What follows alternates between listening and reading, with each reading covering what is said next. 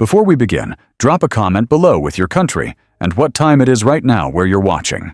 Whether it's sunrise in Nairobi, midnight in New York, afternoon in Canada, or evening in France, I want to know. Don't just sit back, tell me where in the world you are.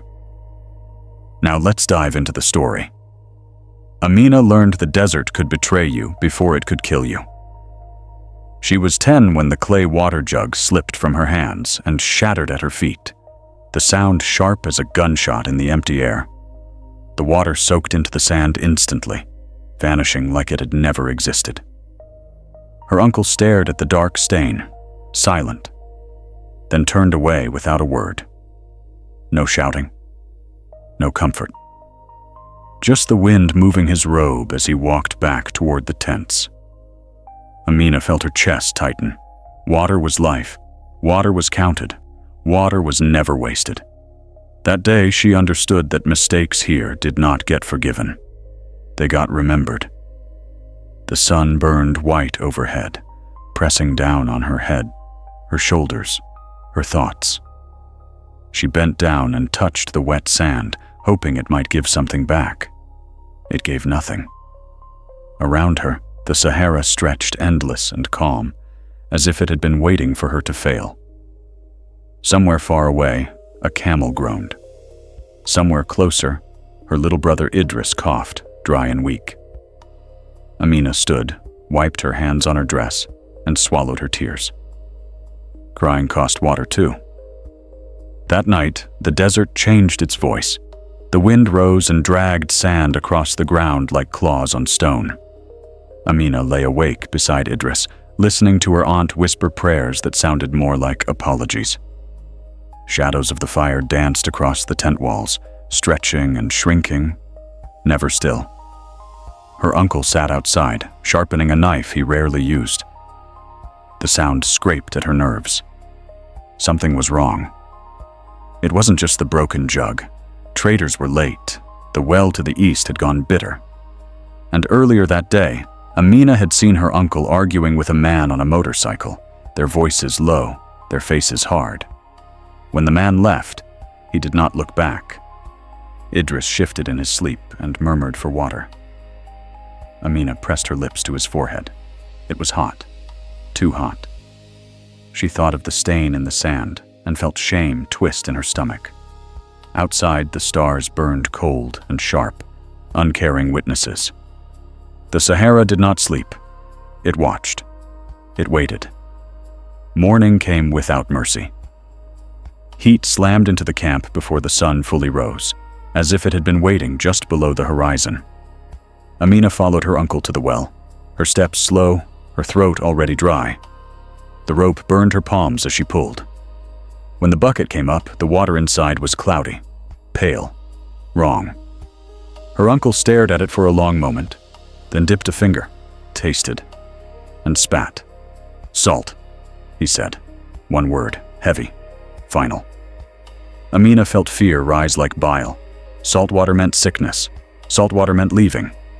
But leaving meant the long walk. It meant exposure. It meant death for the weak. Idris was weak. Her uncle looked at her then, really looked, his eyes tired, lined, older than yesterday. "You will help," he said. It was not a question. In that moment, Amina felt something harden inside her. Childhood cracked like the jug had. The desert took another thing from her. She did not know yet that it was only the beginning. By midday, a truck arrived. Dust swallowed it whole before it reached the camp. 3 men climbed out. Clean clothes, dark glasses, smiles that did not reach their eyes. Amina stood behind her uncle, listening. The men spoke of roots, of borders, of money owed. One of them glanced at her and Idris, then looked away too quickly. Fear slid cold down her spine. She did not understand all the words, but she understood tone. This was a negotiation, and they were not the ones begging. When the men left, taking 2 goats as payment, her uncle sank to his knees.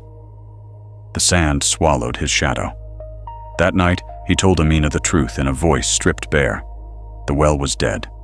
The traders would not return. The truckmen wanted something else next time. People. Amina stared at him, heart pounding. The desert outside listened. It always did. She did not sleep. She packed instead. A cloth. A knife.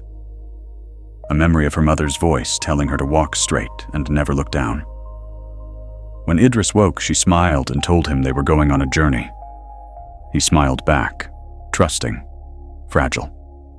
As the sun rose, painting the dunes gold and cruel, Amina took his hand. Behind them, the camp shrank. Ahead, the Sahara opened wide. Somewhere inside her chest, fear burned, but beneath it, something stronger began to breathe. The first day of walking stripped away all lies. The desert did not care about hope or courage. It cared about distance, heat, and time. Amina learned quickly how to place her feet, how to watch the horizon without letting it crush her spirit. Idris stumbled often, his small sandals filling with sand. She lifted him when she could, though each step with his weight felt like dragging the sun itself. By noon, their water was half gone. The sky pressed down, empty and blue, offering no mercy.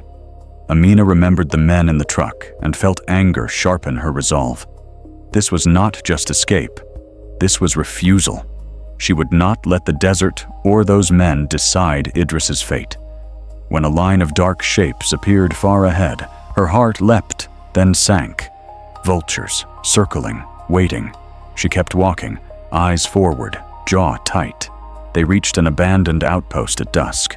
Cracked walls, a rusted barrel, shadows thick and cool inside.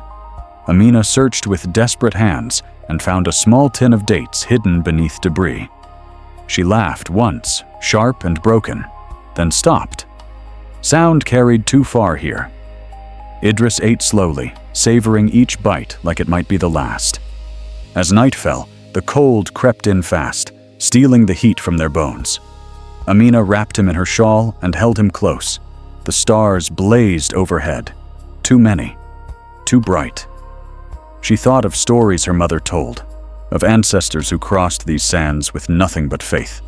Tonight, faith felt thin. Somewhere in the dark, a motor coughed, distant, but real. Her breath caught. The men. They were closer than she'd hoped. At dawn, footprints surrounded the outpost. Fresh, heavy boots. Amina's stomach dropped. They had been watched. She moved fast, urgency snapping through her veins. They walked harder, faster, the desert blurring at the edges. Idris began to cry, weak, frightened. She whispered to him, words spilling without thought, promises she prayed she could keep. By afternoon, the motor returned, louder now. The truck appeared on a ridge, black against the sky. Amina pulled Idris off the path and pressed him into a shallow dip, covering him with her body as dust rolled over them. The truck passed. Too close. One man laughed, another spat. The sound faded, but the fear stayed, coiled tight. They reached a salt flat as the sun dipped low. White stretched to infinity, blinding, cruel. Idris collapsed. His lips were cracked, bleeding. Panic surged. Amina shook him gently, then harder. He opened his eyes, unfocused. She poured the last water into her hand and let him sip. The jug was empty now. She felt something break inside her chest, a quiet, terrible snap. As night fell, she saw a light, far off. A camp, or a trap, choice narrowed to a single thread. Holding Idris close, Amina stood. The Sahara watched as she walked toward the light, carrying everything she had left. The camp looked peaceful from a distance. Fires burned low. Tents stood in neat rows. Men and women moved slowly, quietly, like shadows. Relief washed over Amina so fast it made her dizzy. She stumbled forward, calling out. Hands caught her before she fell. Water touched her lips. Idris was lifted from her arms. For a moment, the world softened. Then she noticed the silence. No laughter. No children running. No music. Just murmurs and watchful eyes. A woman wrapped Idris in a blanket and took him away. Amina tried to follow, but a hand blocked her path. "Rest," a man said. His smile was thin. His eyes were sharp.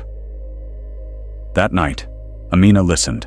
She heard whispered deals, the clink of metal, the low hum of engines hidden beyond the dunes. This was no refuge. This was a market. People came here to disappear.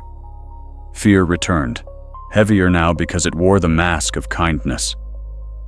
At dawn, Amina demanded Idris. The woman returned, face blank, and pointed to a tent at the edge. Inside, Idris slept, breathing shallow but steady. Relief flooded her. Then a man stepped in behind her. "He is valuable," he said calmly. "Strong blood. Young." Amina felt rage explode through her fear. She grabbed the knife at her belt. The man laughed softly. "Not like that," he said. "Everything has a price." She made her choice before the sun fully rose. That was when she saw the quiet knives, guards at every exit, guns half hidden beneath robes. The desert outside felt farther away than ever. Amina waited until night, until the camp sank into its shallow sleep. She moved like a shadow, heart pounding, counting steps. She found Idris and lifted him gently. A shout rang out. The camp erupted.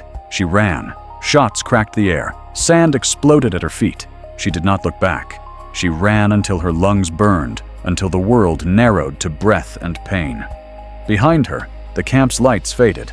Ahead, darkness swallowed her whole. She fell at sunrise. Hard. The desert rushed up and took her. When she woke, an old man sat beside her, face carved by wind and years. He offered water. Real water. Tears burned her eyes as she drank. Idris stirred, alive. The man spoke little. He was a guide, he said. He had been watching, waiting. Some debts, he told her, were paid forward. As they walked together into the waking Sahara, Amina felt something shift. The desert had tried to break her. It had failed. The guide's name was Hassan, and he knew the desert like a language spoken only in silence. He taught Amina where to step, when to rest, how to listen to the wind. They moved at dawn and dusk, hiding by day. Idris grew stronger, his steps surer, but the danger followed. One evening, Hassan froze, hand raised. Engines, multiple, closer than before. The men from the camp had not let go. Hassan led them into a canyon of stone and shadow. The air cooled. Sound trapped itself between the walls. Amina's heart hammered so loud she feared it would betray them. The trucks entered the canyon at full speed. Hassan waited until the last moment, then hurled a rock down. Chaos erupted. Engines stalled. Men shouted. Amina ran, pulling Idris, the canyon spinning around them. A gunshot rang out. Hassan fell. Time slowed, shattered. Amina screamed his name, but he waved her on, blood dark against the stone. She did not stop. She could not. The desert demanded sacrifice. She paid it. They walked through the longest day of her life. Heat pressed down. Fear drove her forward. By nightfall, lights appeared again, different this time. A town. Real. Voices. Music. Borders meant nothing to the desert, but people did. Amina collapsed at the edge, hands shaking. Idris stood beside her, small hand in hers, alive. As dawn broke, the Sahara stretched behind them, endless, unchanged. But Amina knew she was not the same girl who had broken a jug. She had crossed something deeper than sand. Weeks later, Amina worked at a clinic near the edge of the sands. She carried water. She cleaned wounds. She listened. Idris laughed again. At night, she dreamed of Hassan, of the camp, of the knives that whispered in the dark. The desert had taken her childhood, her home, her illusions. It had given her something harder, purpose. When word came that the camp had been raided, the men scattered. Amina felt no joy, just quiet. Justice in the desert was never loud. She returned once, standing at the place where the well had died. Sand covered everything. No trace remained. She knelt and pressed her hand to the ground. "I remember," she whispered. The wind carried it away. That was enough. Years passed. Idris grew tall, strong. He asked her once if she missed the desert. Amina looked west, where the dunes met the sky. "It lives in me," she said, "but it does not own me." She told her story to others, not as a warning, but as proof. Life inside the Sahara was not just survival. It was choice. Each step mattered. Each breath counted. One evening, as the sun bled red across the horizon, Amina watched children play near the town's edge. Their laughter rose, clear and defiant. The desert watched too, silent as ever. But this time, it did not feel like a threat. It felt like a memory. Something survived, something strong. Amina turned away, hand in Idris's, and walked toward the light, knowing the story was finally fully told.